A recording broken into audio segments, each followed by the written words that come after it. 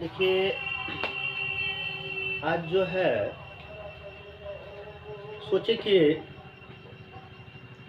आप लोगों का 2023 का जो क्लास 10th का एग्ज़ाम देने वाले स्टूडेंट हैं, उसके लिए मैथ में जो फ़ॉर्मूला होता है मैथमेटिक्स की क्लास 10th में ऑल फ़ॉर्मूला की बात आज हम करेंगे, क्योंकि आपके एग्ज़ाम के व्यू से बहुत ही इम्पोर्टेंट होगा। जैसा कि आप भी जानते हैं, गाँव घर में अगर आप कहीं घास काटने गए तो उसका मेन क्या है? औजार की बात किया जाए, जैसे गाँव घर की भाषा में हँसुआ कहते, कचिया कहते या खुरपी कहते या कुदाल कहते, जैसे कोई भी काम करने के लिए वही अगर नहीं लेके जाएंगे तो आप तो फंस सकते हैं, आपका काम पूरा नहीं होगा। उसी तरह से मैथ में एक चीज़ ये आप लोगों के लिए बहुत इम्पोर्टेंट है कि आप मैथ्स का ऑल फार्मूला आपको कंट्रोल होना चाहिए। वही तरह जैसे मिस्त्री काम करने जाता है तो अपना औजार लेके जाता है, उसी तरह से आप एग्ज़ाम में जाएंगे तो ये आपका जो फार्मूला होगा हर एक चैप्टर का, ये जो आपके 10th क्लास के मैथ में जितना चैप्टर है सभी चैप्टर का आप लोगों को आज फार्मूला बताएंगे। क्योंकि हम लोगों को ये जो हमारा सूत्र होता है, ये सूत्र आप लोगों के लिए या फार्मूला जो है वो आप लोगों के लिए बहुत ही हेल्पफुल होने वाला है। तो पहला चैप्टर जो हमारा रियल नंबर है, जो चैप्टर हमारा है रियल नंबर, इसी चैप्टर से हम बात करेंगे। देखिए, आज हम पहला चैप्टर रियल नंबर को कहते क्या है? वास्तविक संख्या। रियल नंबर को क्या कहते हैं? वास्तविक संख्या है। आज इसी चैप्टर से आज जो हम लोग चर्चा करेंगे, इस चैप्टर से ही। तो देखिए, ये रियल नंबर जो वास्तविक संख्या हम बता रहे थे, जो कि परिमेय 1.1 का है, इसको कहते हैं यूक्लिड विभाजन परिमेय।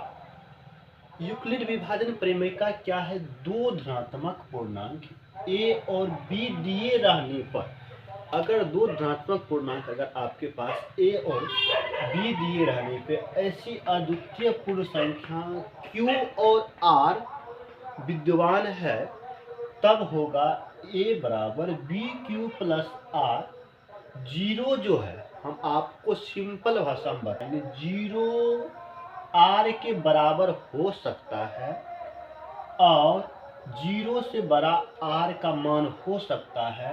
इसका कहने का अर्थ है जीरो के बराबर आर होगा, आर का मान जो होगा जीरो से बड़ा हो सकता है, बी का मान हमेशा जो होगा आर के मान से बड़ा होगा।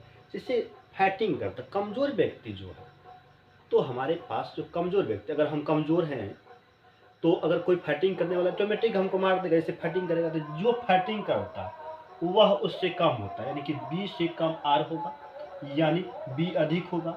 यहाँ आर के बराबर हो सकता है, जैसे चिन्ह है और फाइटिंग कर रहा है तो आर से ज़्यादा नहीं हो सकता है। ये जीरो आर के बराबर या आर से ज़्यादा नहीं होगा, आर जो होगा हमेशा क्या होगा? बड़ा होगा जीरो से। तो यानी कि ए बराबर बी क्यू प्लस आर। अब याद कीजिए, बचपन में हम लोग भी भाज्य बराबर पढ़े थे, भाजक गुना भागफल जोड़ शेषफल। जैसा कि एक हम एग्जाम्पल से देखते, जैसा अगर दे दिया 14 भागा 70 दे दिया, ठीक, या हम 75 लिख देते हैं। 70 में तो शेषफल 14 पंचे क्या होगी आपका? 70 हुआ, 14 पंचे 70। तो अब देखिए माइनस करेंगे, 5 होगी आपका घटा करके। अब देखिए हमारा क्या होता था, ये बचपन में पढ़े थे, भाज्य बराबर भाजक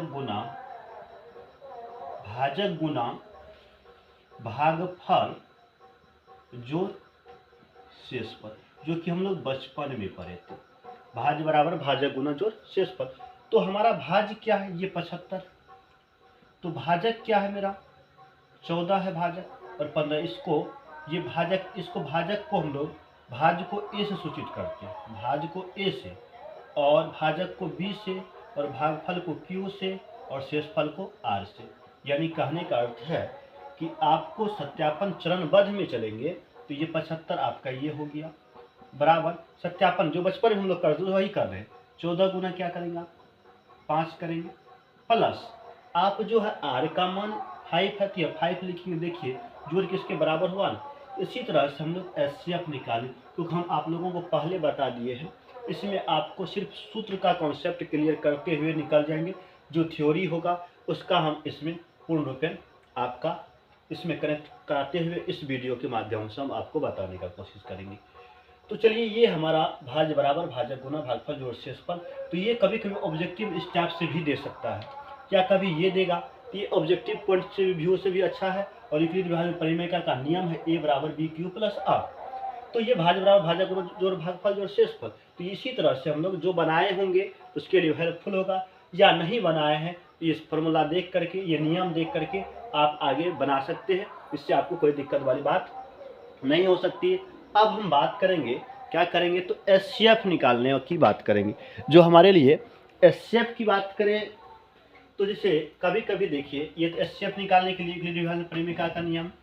और दूसरा पॉइंट की बात हम करते हैं, तो ये पॉइंट क्या है हमारा, तो ये ध्यान देंगे ये क्या पॉइंट है। तो जैसे कभी कभी हमारे पास कोई भी संख्या, जैसे एचसीएफ मान लेते हैं 96 है, 404 मान लेते हैं, ये दिया हुआ है 4।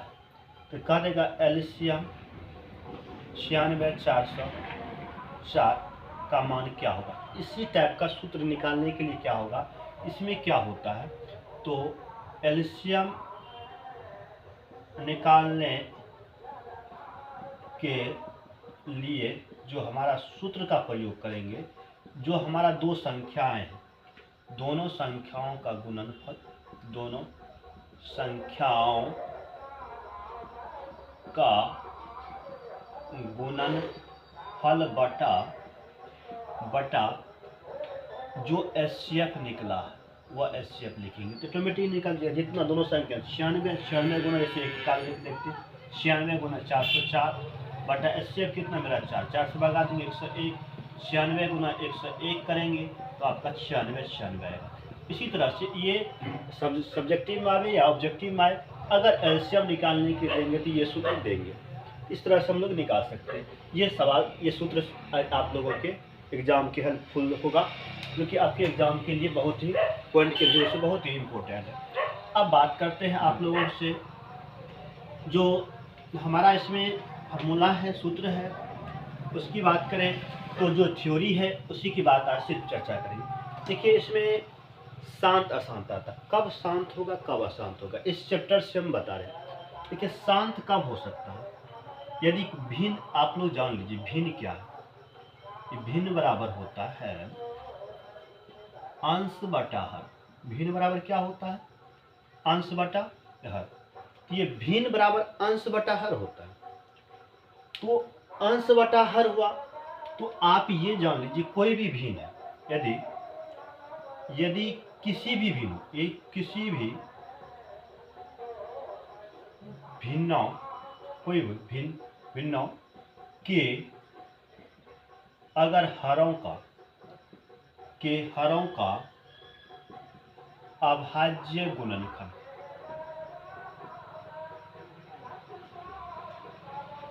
गुणनखंड 2 या 5 या दोनों हो, तो देखिए ध्यान दीजिएगा, यदि किसी भी भिन्न के हरों का अभाज्य गुणनखंड का मतलब हुआ, सिंपल सी बात जानिए, कितना नहीं जान रहे हैं, तो जो हमारा भिन्न है कोई, अगर मान लेते हैं कि भिन्न हम ले लिए 16/50 ले लिए, इसका लघुत्तम अगर निकालते हैं तो उसके अभाज्य गुणनखंड में केवल 2 या 5 आ जाए, या केवल 2 आवे या केवल 5 आवे, तो आप समझेंगे तो ये क्या है, शांत है। नहीं तो क्या होगा, अशांत होगा। देखिए आप धैर्यपूर्वक रहिए, ये थोड़ा लंबा वीडियो बनेगा और शांति से देखते जाइए। आपके एग्ज़ाम में हम कहते हैं कि शांतिपूर्वक देखते जाइए। आपके एग्ज़ाम में कोई भी ऐसा सूत्र नहीं है जो इस वीडियो के माध्यम से नहीं दिया जाएगा। हर एक टॉपिक पर हम बात करते जाएंगे और आगे बढ़ते जाएंगे। हम बताएं शांत अशांत क्या है। अगर कोई भी भिन्न है उसके हरों का अगर आप एलसीएम निकालिए, अभाज्य गुणनखंड को बात को छोड़ दीजिए, नहीं कितना को पता है, इसका लघुत्तम निकाल लीजिए जो कि बचपन में ही पढ़े हैं। अगर 2 हो या केवल 5 आवे या केवल 2 आवे, अगर दोनों हो एक साथ तो शांत होगा, अन्यथा अशांत होगा। तो ये क्या होंगे? अशांत होंगे। अगर देखिए हमारा 5 50 से नीचे में इसका लघुत्तम निकाल लीजिए, 2 से 25, ये 5 5, देखिए 2 और 5 दोनों आया, तो क्या कहेंगे? हम शांत कहेंगे, अन्यथा नहीं तो हम इसको क्या कहते? अशांत कहते। चलिए हम बात करते हैं, अब अगला चैप्टर की बात करेंगे। इसमें शायद इतना ही। आप लोग इसमें एक चीज़ ध्यान देंगे, जो हमारा परिमेय और 1.1 था पर है, उसके बाद 1.3 जो है, जो कि √3 का जो अपरिमेय संख्या है। एक चीज़ याद रखेंगे, इसमें पाई जो हमारा ऑब्जेक्टिव ये भी आता है, पाई एक अपरिमेय संख्या है। अब गलती बच्चा क्या करता है, यहाँ ध्यान दीजिए, आपका जो पाई का मान 3.14 होता है, 3.14 होगा।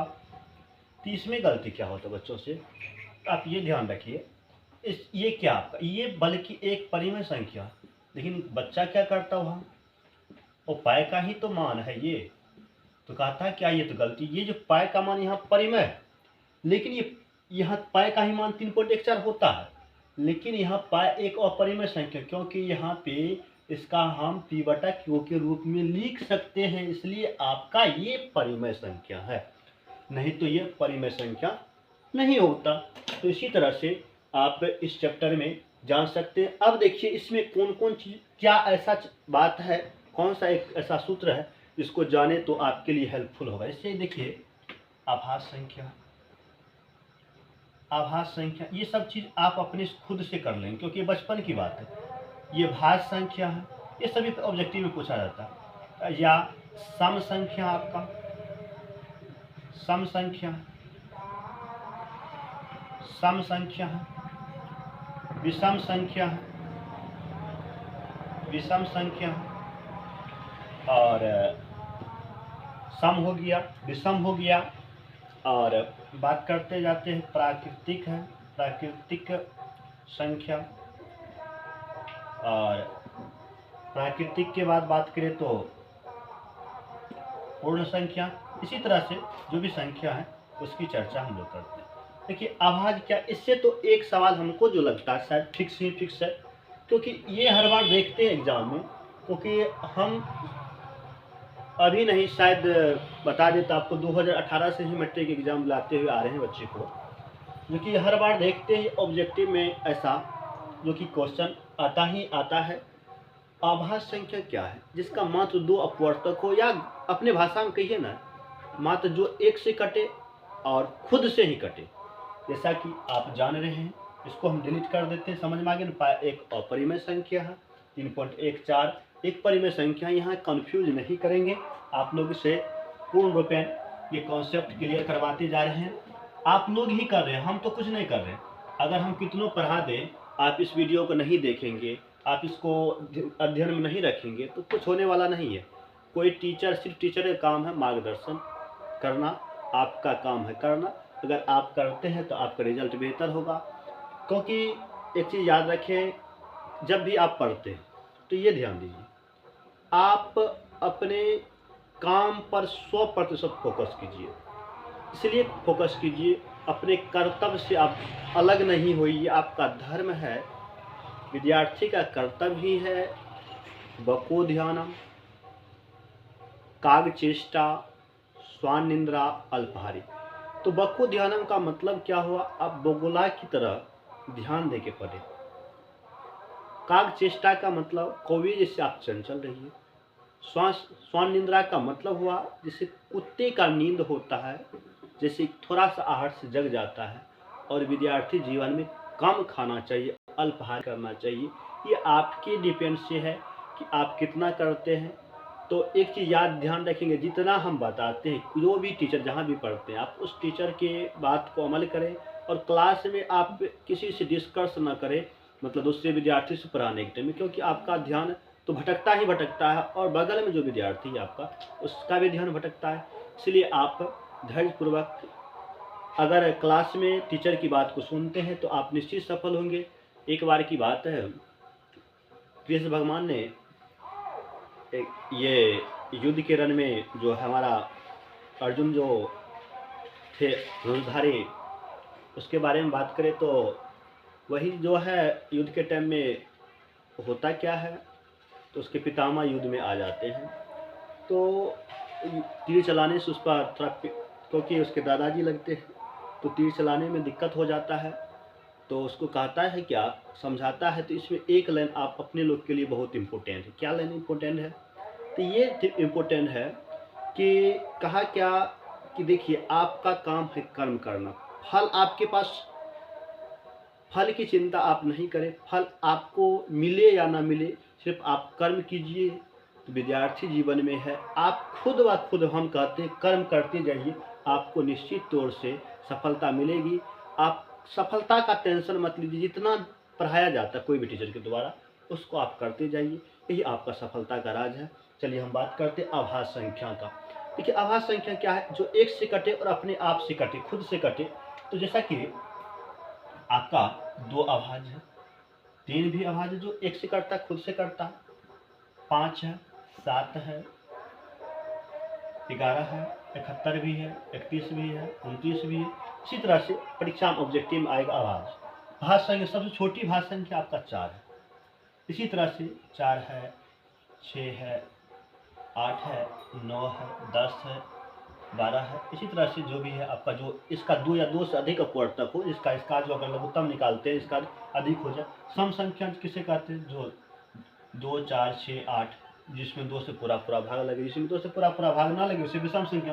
प्राकृतिक संख्या क्या कहते हैं? गिनती की संख्या। प्राकृतिक संख्या कहते हैं जो 1 से स्टार्टिंग होता है और अनंत तक होता है, इसका काउंटिंग हम लोग नहीं कर पाते हैं, या सम संख्या का भी काउंटिंग नहीं कर पाएंगे। पूर्ण संख्या क्या? पूर्ण संख्या उस वही है जो हमारे प्राकृतिक संख्या के परिवार में अगर शून्य शामिल कर दे, जो जीरो से स्टार्टिंग होता है और ले जाकर अनंत तक होता है, तो ये हमारा पूर्ण संख्या है। शायद हमको लगता है इस चैप्टर से यही तक होगा, और अगर कहीं अधिक जानते हैं तो और बेहतर वाली बात है। इस चैप्टर से आपका वास्तविक संख्या चैप्टर से आपका ये जो रियल नंबर जो चैप्टर है आपका, इस चैप्टर से यहीं तक। अब जो हम लोग बात करेंगे, अगले चैप्टर की बात करेंगे, जो कि आपके चैप्टर से के दूसरा चैप्टर का नाम क्या है, उस दूसरा चैप्टर की चर्चा आज हम लोग करेंगे। उस दूसरा चैप्टर का नाम है बहुपद, इसको इंग्लिश में कहते हैं पोलिनोमियल्स, जो कि बहुपद है।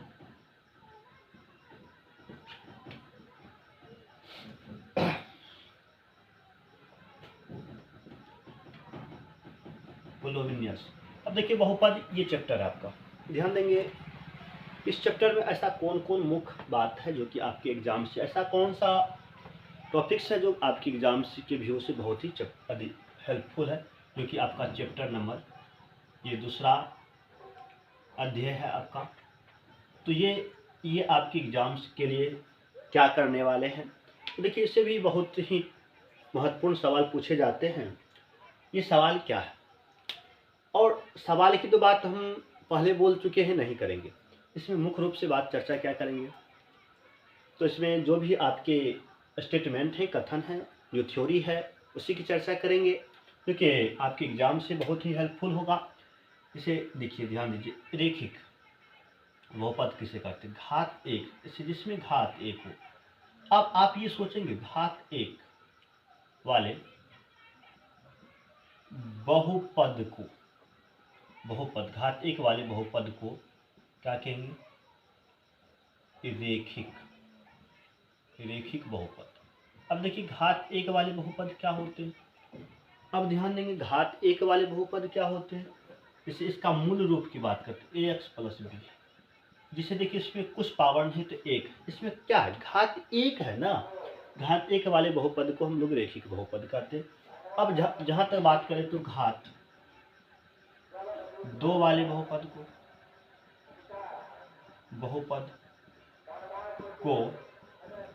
घात 2 वाले बहुपद को क्या कहते हैं? द्विघाती बहुपद। अब ये जानिए द्विघाती बहुपद में क्या होता है। इसमें क्या होगा? ax² + bx + c। अब ये मूल रूप है, इसमें a b c की जगह कोई भी डिजिट आ सकता है, इसमें आपका टेंशन नहीं लेना है। और घात 3 वाले बहुपद को, घात 3 वाले बहुपद को त्रिघाती बहुपद कहते हैं, त्रिघाती बहुपद। अब ध्यान देंगे घात 3 की हम बात किए हैं। त्रिघाती इसका मूल रूप क्या होगा, ए एक्स का cube plus B x square plus सी एक्स प्लस डी। अब ध्यान देंगे यहाँ पर क्या हो रहा है, तो A x plus B, A X square plus B x plus C, A x का cube plus B x square plus सी एक्स प्लस डी। देखिए ध्यान दें, ये घात 1 घात 2 और घात 3। अब देखिए कभी कभी पूछता क्या, ऑब्जेक्टिव की टाइप से बता रहे हैं आपको लोगों को, कभी कह देगा एक्स का गुणज क्या होगा, तो देखिए एक्स का गुणज, तो एक्स में क्या बी हुआ, बी गुणज हुआ, यहाँ प्लस बी है, ध्यान देंगे माइनस प्लस का भी ध्यान दें, प्लस तो नहीं लिखते चल जाता है, लेकिन यहाँ आपको माइनस रहेगा तो लिखना डेफिनिट है। अगर आपका कह देगा एक्स क्यू का गुणांक क्या होगा, ए होगा। इसी तरह से गुणांक भी याद रखेंगे। अब चलिए हम लोग रेखिक बहुपद में इसकी शून्यक की जहाँ तक बात करें, तो इसका शून्यक क्या कैसे निकालेंगे, ऐसा कोई है तो शून्यक निकालने के लिए हम लोग क्या करेंगे, तो इसका शून्यक कैसे निकालते हैं, एक्स का मान, तो ध्यान देंगे ए एक्स बराबर यहाँ क्या होगा, प्लस में रहेगा तो क्या होगा माइनस में, एक्स बराबर क्या होगा माइनस बी बटा ए। इसका शून्यक ऐसे भी ऐसे निकलेगा, एक्स का बराबर माइनस बी बटा ए। तो इस तरह से हम लोग निकाल सकते हैं इसके शून्यक। अगर कोई शून्यक का मतलब बराबर 0 दे दिए। अब देखिए द्विघात बहुपद से ये जो है हमारा घात जो है, द्विघात बहुपद से बहुत सारे क्वेश्चन होते हैं त्रिघात, ये हमारे लिए बहुत ही इम्पोर्टेंट क्वेश्चन के रूप में अब सामने आएगा। क्योंकि अपने एग्जाम जो अपना एग्जाम पूछिए ना आपको 2023 में जो कि 14 तारीख से एग्जाम होने वाला 14 फरवरी से, वह हमारे एग्जाम के पॉइंट के व्यू से बहुत ही इम्पोर्टेंट है। इसी चीज़ की आज हम सिर्फ चर्चा करेंगे, जो कि हमारे त्रिघात बहुपद जो भी हो, तो आज उसी टॉपिक पे हम लोग चर्चा कर रहे हैं। तो हमारा टॉपिक यही है। अब देखिए हम बताएं क्या मूल रूप द्विघात और त्रिघात, ए एक्स का square plus B x plus C, जो कि हम ये क्या आपको साफ स्पष्ट हो कि ये द्विघात बहुपद। अगर इसकी शून्यक जो निकालने के लिए अगर कभी कभी एग्जाम में ऑब्जेक्टिव में आएगा आप लोगों का, इसका अल्फा प्लस बीटा का मान क्या हो, यानी कि इसको कहेंगे शून्यकों का योग बराबर क्या होगा, माइनस एक्स का गुणांक बटा एक्स स्क्वायर का गुणांक।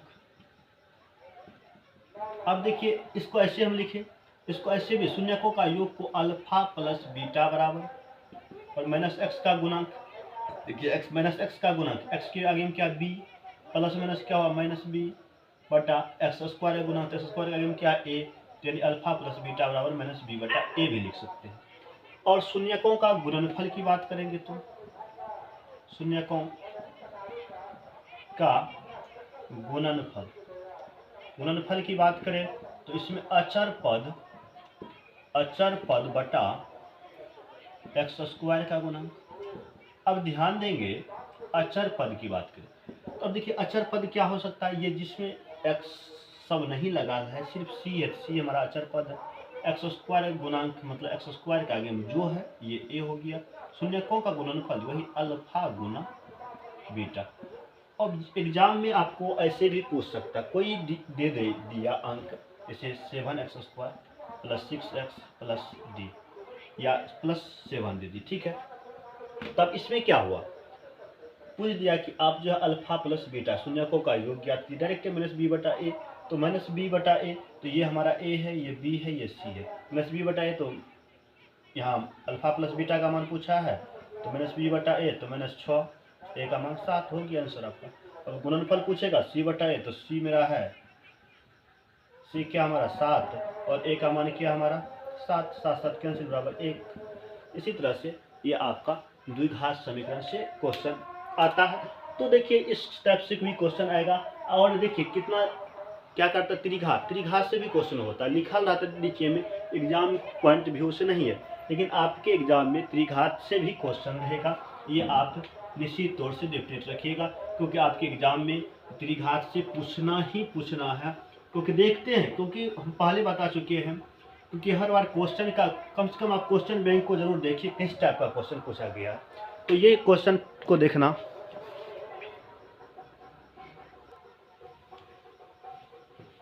तो ये देखिए त्रिघात, तो त्रिघात की जहाँ तक बात करें तो त्रिघात में पावर कितना होता है एक्स की, ये मूल रूप दिखा रहे हैं आपको, दिखा रहे हैं एक्स का cube plus B x square plus सी एक्स प्लस डी। एग्जाम में कभी पूछ देता अल्फा बीटा और गामा, तो माइनस बी बटा ए होता है इसका, अल्फा इंटू बीटा ये प्लस बीटा इंटू गामा। ये वाइलेशन जो देखने में लगता है कितना अनजान हो गया, याद है कितना बहुत देखे होंगे कि जो पढ़े हैं। तो ये beta into gamma plus gamma into alpha बराबर सी बटा ए। अब ध्यान देंगे यहाँ जो हम थोड़ा गलती कर बैठे हैं, अल्फा इंटू बीटा इंटू है, यहाँ इंटू का मतलब गुना, माइनस डी बटा ए। तो देखिए हमारे चैप्टर्स में जो है दूसरा चैप्टर से इतना ही क्वेश्चन आएगा जो कि आपके एग्ज़ाम के व्यू से बहुत ही इम्पोर्टेंट है। तो इस टाइप के आते हैं। और अब हम बात करेंगे तीसरा चैप्टर का, जो कि आपका चैप्टर नंबर तीसरा है, अध्याय 3 के ही या चैप्टर के ही इस तीसरे नंबर चैप्टर का बात करेंगे, जो कि तीसरा चैप्टर जो है आपके एग्ज़ाम से ये तो बहुत ही इम्पोर्टेंट है, क्योंकि इस चैप्टर से एक ग्राफ आपको फिक्स मिलने वाला है, जो कि एग्ज़ाम में हर साल पूछा जाता है 5 नंबर में। क्योंकि ये जो हम पहले ही ग्राफ का वीडियो डाल चुके हैं, उस वीडियो को आप डिस्क्रिप्शन में इसमें भी डाल देंगे, आप जा करके देख सकते हैं। जो कि इस चैप्टर का नाम है दो चर वाले रैखिक समीकरण, दो चर वाले रैखिक समीकरण। अब ध्यान देंगे ये चैप्टर जो हमारा दो चर वाले, तभी सम द्विघात समीकरण जो भी पढ़े दो चर वाले, जैसे कि x प्लस वाई या a x plus b y plus c बराबर 0, ये दो चर वाला, ये मूल रूप लिखे हैं, ये दो चर वाले रैखिक समीकरण इस चैप्टर से हम लोग पढ़ेंगे। ये चैप्टर जो हमारा बहुत ही हेल्पफुल है, बता दिए पहले इसमें ग्राफ एबे करेगा, इसमें 3-4 तरह की बात होती है। अब कहेंगे कौन कौन सी बात होती है, तो देखिए इसमें होता क्या है, आपको एक ग्राफ विधि से हुआ, एक विलोपन विधि आएगा, एक आपका प्रतिस्थापन विधि आएगा, एक आपका वर्गगुणन विधि आएगा। इस टाइप की विधि आप लोगों के बीच में उपस्थित होगा। तो आज अभी हम सिर्फ ऐसे बताए हैं, थ्योरी की बात कर रहे हैं, हर एक चैप्टर की थ्योरी की बात करेंगे। तो ध्यान देंगे आप लोग धैर्यपूर्वक, अगर दिक्कत है तो वीडियो को पोस्ट करके थोड़ा देखिए। अधिक पढ़ने से क्या होता है, माइंड थोड़ा इधर उधर होने लगता है, इसलिए आप 30 मिनट पर आप बीच में पोस्ट करके फिर थोड़ा माइंड को अस्थिर करके फिर से स्टार्ट कीजिए देखना, क्योंकि आपके दो चर वाले रैखिक समीकरण की बात करना स्टार्टअप करेंगे। तो जो कि आपके चैप्टर से बहुत हैं, बता दिए ग्राफ आएगा, विलोपन विधि हो सकता है, प्रतिस्थापन वर्गगुणन, ये सब विधि आ सकते हैं आपके एग्जाम। जैसा कि अब देखिए विलोपन में या ग्राफ में क्या करते हैं, मान अपने मान से रखते हैं। प्रतिस्थापन में क्या करते हैं, जिसे एक समीकरण माने उसमें से स्थापित करते हैं, एक जगह से स्थान से दूसरी जगह स्थापित कर। विलोपन में क्या करते हैं, समीकरण को बराबर करके आगे वाला या बीच वाला जहाँ बराबर करके उसको हम लोग क्या करते हैं, तो कटा करके जोड़िया घटा करके जिस हिसाब से होता है तो उसको हम करके हल करके निकाल लेते हैं। और उसके बाद वर्गगुणन में फार्मूला होता है उसका, जो कि हम आगे बताएंगे इसमें भी। तो इसी तरह से आगे हम लोग बढ़ रहे हैं। तो सबसे पहले हम जो कि ऑब्जेक्टिव में आता है ये बात करेंगे क्या, जैसा एक मूल रूप है a1 x b1 y c1 बराबर 0, a2 x plus b2 y plus c1 0। अब ध्यान देंगे इसमें आप लोगों को ये मूल रूप से याद रखना है, a1 बटा a2 बराबर b1 बटा b2 अगर नहीं होता है तो ये याद रखेंगे, ये आपका क्या होगा, तो ऑब्जेक्टिव में आएगा, ये रेखा क्या करेगी, प्रतिच्छेदित करेगी। ये क्या करेगी, प्रतिच्छेद करती हुई रेखा। अगर प्रतिच्छेद करती है तो ये क्या होगी, अद्वितीय हल होगा। इसका क्या होगा, अद्वितीय, इसका अद्वितीय हल होगा। ये समीकरण क्या करेगी, ये समीकरण अवरोधी होगा। समीकरण क्या होगा, अवरोधी होगा। ये समीकरण क्या होगा? अवरोधी होगा। तो बताए क्या अगर ऐसा बराबर नहीं होता है तो ये क्या करेगी? ये बिंदु प्रतिच्छेद करेगी एक दूसरे में। समीकरण जब ऐसा कोई इक्वेशन है, समीकरण हमारे पास दो चर वाले, अगर ऐसे निकालते हैं, ग्राफ पे दर्शाएंगे तो ये प्रतिच्छेद करती हुई होगी, या अद्वितीय हल होगा या समीकरण अवरोधी होगा। अब हम क्या कर सकते हैं? अब इसमें दूसरा बात करते हैं, इसमें क्या होने वाला है उसके बाद क्या होगा? इसमें A1 बटा A2 बराबर B1 बटा B2 बराबर C1 बटा C2 अगर ऐसा नहीं है तब जाके ये समांतर रेखाएं में होगी। किस रेखा में होगी? समांतर रेखाएं में। अब ध्यान देंगे, एग्जाम्पल से भी आपको बताएंगे, ये समांतर में भी होगी जब A1 बटा A2 बराबर B1 बटा B2, और लेकिन C1 बटा C2 अगर नहीं होगी तो ये क्या होगी? समांतर रेखाएं में होगी। तो समांतर रेखा में होगी, इसका कोई हल नहीं होगा, इसका कोई हल नहीं होगा, इसका कोई हल नहीं होने वाला है। अगर इसका कोई हल नहीं होगा तब ये क्या होगा? तो ये समीकरण क्या होगी? समांतर होती है तब ये असंगत समीकरण होगी। असंगत, या क्या होगी? असंगत। अगर A1 बटा A2 बराबर B1 बटा B2 not equal to C1 बटा C2 होगी तो ये समांतर होगी, इसका कोई हल नहीं होगा, ये असंगत होगा, जो कि आपके ऑब्जेक्टिव में पूछा जाता है। अगर देखिए अगला, A1 बटा A2 बराबर B1 बटा B2 बराबर अगर C1 बटा C2 हो, अगर तीनों का तीनों बराबर हो तो ये रेखाएं क्या होगी? संपाती होगी। संपाती रेखाएं होगी। क्या होगी? संपाती रेखा होगी। और इसका अपरिमित रूप से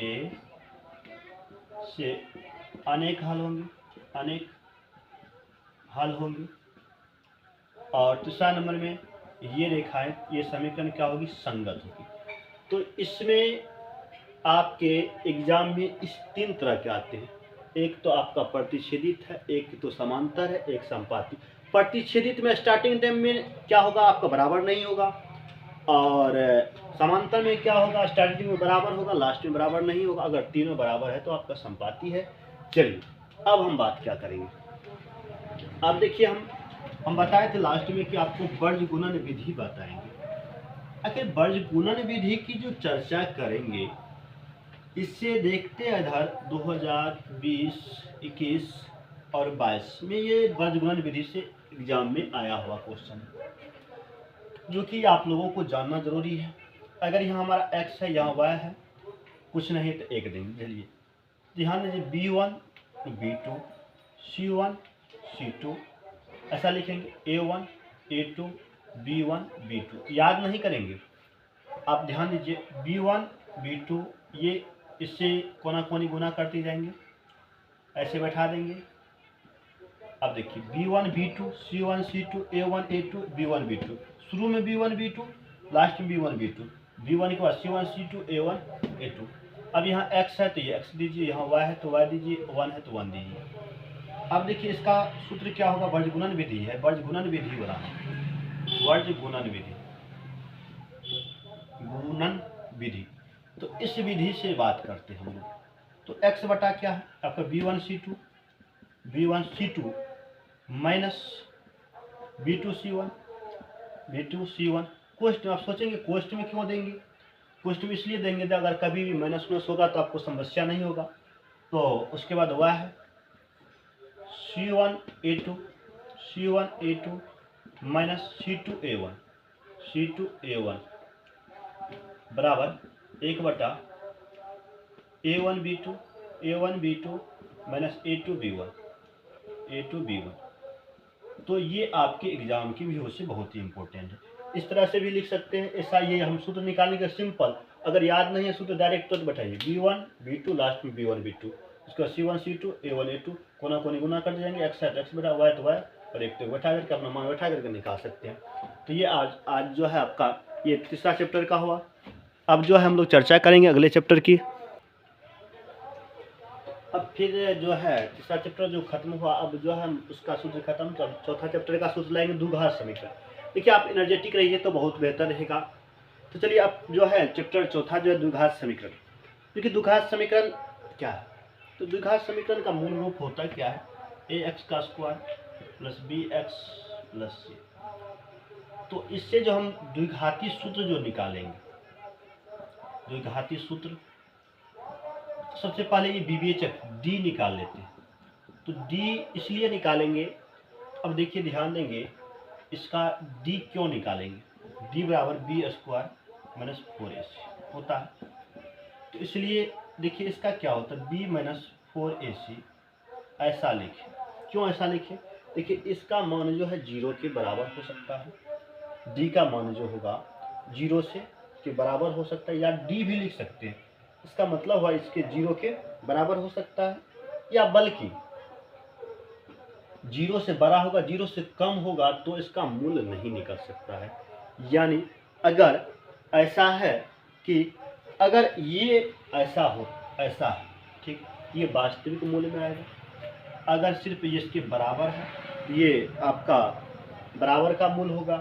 तो ये याद रखेंगे साफ आप सिंपल में, डी बराबर बी स्क्वायर माइनस 4ac का मतलब होगा डी का मान 0 के बराबर हो सकता है और 0 से अधिक हो सकता है। अगर निगेटिव में गए तो इसका मूल्य नहीं निकलेगा और द्विघात समीकरण का सूत्र जो निकलेगा minus B plus minus root under B square minus 4ac बटा 2a, या नहीं तो minus B plus minus root under D बटा 2a।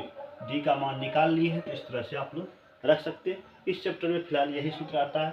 अब हम बात करेंगे अर्थमेटिक प्रोग्रेशन, जो कि हमारे चैप्टर में एपी में काम आता है, जो कि समांतर श्रेणी का होगा, जो कि चैप्टर नंबर आपका 5 होगा। और इस चैप्टर से बहुत ही ऑब्जेक्टिव के रूप में, और सूत्र को तो इसका याद ही रखेंगे क्योंकि हमारे एग्जाम के पॉइंट की व्यू से बहुत ही इम्पोर्टेंट है, जो कि समांतर श्रेणी है। चैप्टर नंबर 5 है हमारा समांतर श्रेणी, क्योंकि समांतर श्रेणी है जिसको कहते हैं अर्थमेटिक प्रोग्रेशन। अब देखिए ARITHMETIC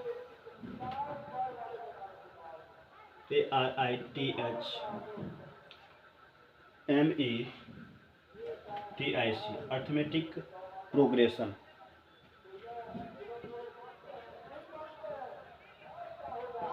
अर्थमेटिक प्रोग्रेशन, अब देखिए अर्थमेटिक प्रोग्रेशन जो हमारा है, इसको हम लोग एपी के नाम से भी जानते हैं। एपी बहुत प्रचलित है। तो देखिए समांतर श्रेणी अर्थमेटिक प्रोग्रेशन।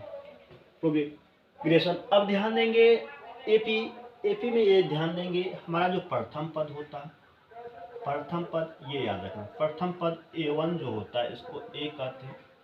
दूसरा पद जो हमारा A2 है इसको a प्लस डी बोलते हैं। A3 यानी तीसरा पद a प्लस 2d। अगर A5 निकालना है तो a प्लस 4d। यानी कहने का अर्थ है कि a तो ये हमारा है प्रथम पद, d का जो मान लिखेंगे यहाँ 5 है, उससे एक कम लिखेंगे। और मान लीजिए 100वां पद निकालना तो a प्लस 99d। इसी तरह से हम लोग निकाल सकते हैं। अब देखिए सर्व अंतर को इंग्लिश में कहते हैं कॉमन डिफरेंस। तो सर्व अंतर जो हमारा है, सर्व अंतर को डी से सूचित करते हैं। डी में क्या होता है, दूसरा पद घटा प्रथम पद, A2 घटा A1, जैसे 2 4 6 8 ऐसा ले लीजिए समीकरण। कि प्रथम पद तो भले बता दिए, जो प्रथम पद होता है उसको ए से सूचित करते हैं प्रथम पद। अगर डी निकालना है तो सेकेंड पद में से प्रथम पद को घटा देंगे तो आपका 2 निकल गया। अगर एपी में जानना है तो 2 4 बार 6 में से 4 घटा देखिए 2 आ रहा है, तो एपी में पता चल जाएगा एपी में है या नहीं। तो सर्व अंतर आपका निकल गया। तो अब ध्यान दीजिए सर्व अंतर तो हो गया, तो A2 माइनस A1 तो हो गया। अब सर्व अंतर अगर कभी कभी ऐसा होगा 2 4 6 8 है, कह देगा आपको कि इसका 20वां पद क्या होगा। ऐसा भी एग्जाम के व्यू में आता है, एग्जाम में आप लोगों के एग्जाम में आता है। इसे दे दिया ऐसे कि 3 6 9 डॉट डॉट का 30वां पद, 31वां पद क्या हो, चलिए 31वां पद क्या हो। तो अब देखिए 31वां पद का मतलब होता है AN मालूम नहीं है। प्रथम पद तो हम जानते हैं क्या होता है, प्रथम पद जिसको A से सूचित करते हैं, ये क्या है मेरा 3। सार्व अंतर तो बता दिए हैं कैसे निकालते हैं। तो डी 6 में से 3 को घटा देंगे, 3 आ गया। कौन सा पद है? 31वां पद। तो ये हमारा नंबर हो गया यानी एन हो गया। एन क्या हो गया? 31। अब देखिए और आपको निकालना क्या? A N. ए एन को एल से भी सूचित करते हैं। इसका सूत्र होता है ए प्लस एन माइनस 1 गुना डी। तो ये फार्मूला को याद रखेंगे। अब ध्यान देंगे, अब ए का मान मालूम है, ए हमारा 3 है, एन का मान मालूम है 31 है, माइनस 1 है, डी का मान हमारा कितना है? 3 है। तो 3 प्लस 30 गुना 3, तो 3 प्लस 90 93 हो गया। 90 जोड़ 3 तो 93। इसी तरह से ए एन आप लोग निकाल सकते हैं। कभी कभी दे देगा कौन सा पद, ऐसा दे देगा कौन सा पद 93 है, ऐसा देगा कौन सा पद क्या है? 93। अब ये दे दिया है, तो इससे आपको ये मालूम कर लेना है कौन सा पद, यानी एन मालूम नहीं है, एन ज्ञात करना है, यानी ए एन मालूम हमको है। यानी इससे आप लोग को ये स्पष्ट हो जाता है कि ए एन मालूम है कितना है? 93 है। लेकिन हमको क्या मालूम नहीं है?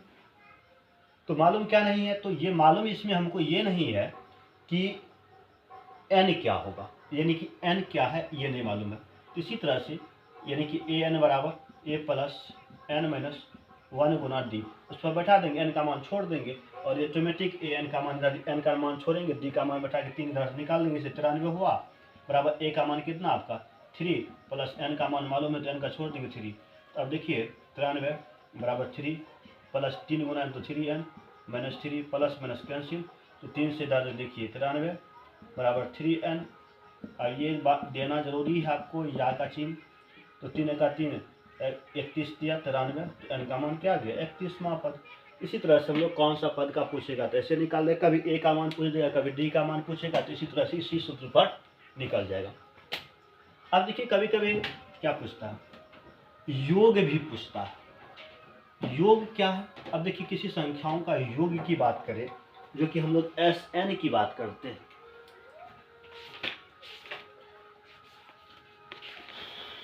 योग का बात करेंगे तो एस एन की बात करें तो कभी कभी योग का भी पूछता है। योग क्या है?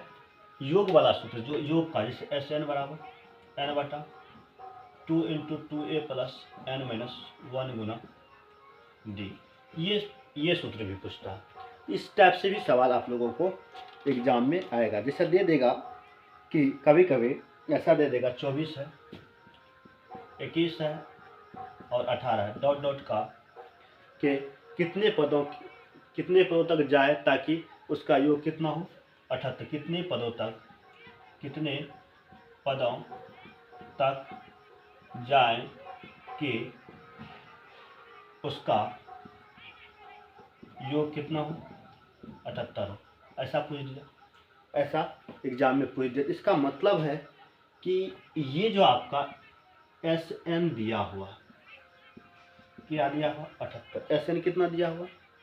78। तो आप इधर जो है इस पर एन का मान छोड़ देंगे, ए का मान तो बता है 24, 21 में से 24 घटाएंगे तो आपका माइनस 3 आएगा, उसका बाद डी का मान रख देंगे और निकाल लेंगे। तो इसी तरह से हम लोग निकाल सकते हैं। इसी तरह से एग्जाम में क्या कह देगा कि ऐसा एपी है, क्वेश्चन है आपका एपी कि 8 है, 3 है, माइनस 2 है, डॉट डॉट का के प्रथम 22 पदों का योग ज्ञात कीजिए। इसी तरह पर यानी कि एन तो हमको ए मालूम है 8 है, डी मालूम है 3 माइनस 8 तो माइनस 5 हो गया, एन मालूम हो गया 22 है, तो एस एन पर बैठा करके निकाल देंगे, हल कर देंगे, निकल जाएगा। इसी तरह से एपी आज जो है आप लोगों को 5 चैप्टर तक का ये जो सूत्र जो है यानी फार्मूला जो है थ्योरी है जिसको कहिए आप, तो उसको हम बताए हैं। अगले वीडियो हम आप लोगों को छठा अध्याय से लेके जाएंगे जो कि थेस पैथागोरस का विलोम, उसका लेते हुए आगे निकलेंगे।